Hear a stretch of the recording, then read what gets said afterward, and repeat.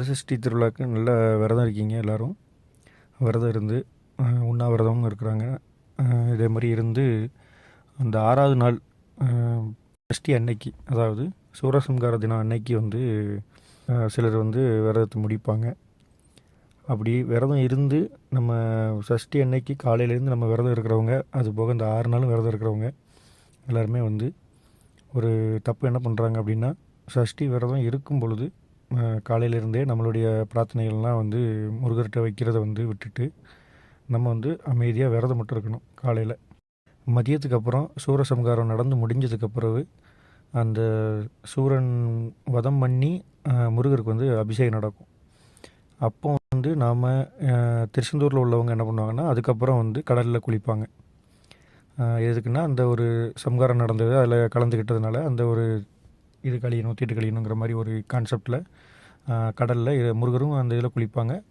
அதே மாதிரி கடலில் வந்து இருக்கிற பக்தர்கள் எல்லோரும், விரதம் இருந்தவங்க எல்லாருமே வந்து கடலில் குளிச்சுட்டு தான் வந்து சாப்பிடுவாங்க. இந்த விரதத்தை வந்து நிறைய இது பண்ணுவாங்க. இதுதான் வந்து இந்த சஷ்டி விரதத்தில் வந்து கடைசி நாள், அதாவது 6வது நாள் நடக்கக்கூடிய விஷயம். இதில் வந்து நாம் வந்து பண்ணுற தப்பு என்ன அப்படின்னா, நம்ம விரதம் காலையிலே இருக்கிறதுனால நம்ம காலையிலேருந்தே நம்ம வந்து முருகர்கிட்ட ஒவ்வொன்றா கேட்டுட்ருப்போம். இதை வந்து நம்ம பண்ணாமல் நாம் எப்போ பண்ணணும்னா, இந்த சூரசம்ஹாரம் முடிஞ்ச உடனே அந்த முருகர் வந்து குளிச்சுட்டு திரும்ப முருகருக்கு வந்து அபிஷேகம்லாம் நடக்கும். அந்த ஒரு சூரசம்ஹார மேடை ஒன்று இருக்கும் அந்த கடல்லையே. சூரசம்ஹாரம் முடிச்சுட்டு அந்த ஒரு மேடையில் வந்து நம்ம முருகரை வச்சு திரும்ப அங்கே வச்சு அபிஷேகம் பண்ணிவிட்டு திரும்ப வந்து முருகரை வந்து கூப்பிட்டு போவாங்க. அந்த டைமில் வந்து நம்ம வந்து நமக்கு தேவையானதை கேட்கணும். பெரும்பாலும் சஷ்டி விரதம் வந்து குழந்தை பாக்கியத்துக்காக தான் வந்து நிறைய பேர் இருப்பாங்க. ஒரு 70% மக்கள் வந்து இந்த குழந்தை பாக்கியத்துக்காக தான் சஷ்டி விரதம் இருப்பாங்க. அப்படி விரதம் இருக்கிறவங்க வந்து முதல்லேருந்தே கேட்குறதுக்கு பதிலாக நம்ம வந்து அந்த நான் சொல்கிற அந்த சூரசம்ஹாரம் முடிஞ்சு முருகர் குளிச்சுட்டு நம்ம போகிற டைமில் நம்ம கேட்குறது நல்லது. இதில் என்ன பலன் அப்படின்னு கேட்டிங்கன்னா, முருகர் வந்து அன்றைக்கி ஃபுல்லாகவே வந்து சூரன் அழிக்கிற அந்த கோபத்தில் இருப்பார்.